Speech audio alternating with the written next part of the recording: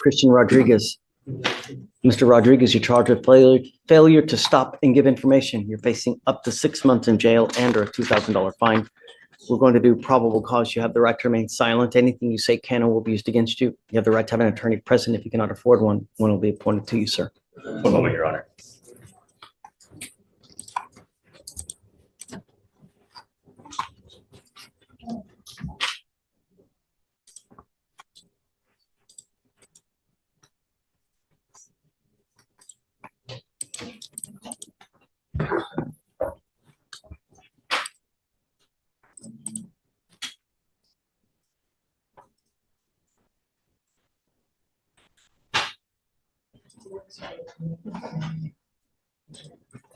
Alan, Jacqueline.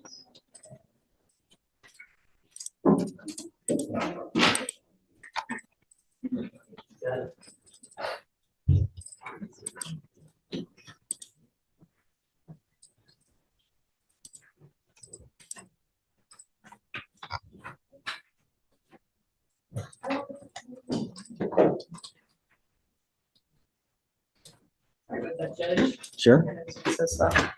Tell me when you're ready. I am ready, Judge. Okay. On November 9th, 2024, officer was dispatched to a vehicle crash hit and run at the intersection of West Sam Houston Parkway. Dispatch advised the defendant struck this complaining witness's vehicle and an electric pole and then fled the scene on foot. Upon arrival, officers saw complainant's vehicle, which sustained damage of approximately $2,000, as well as the defendant's vehicle, which was totaled against the retention cables of the electric pole.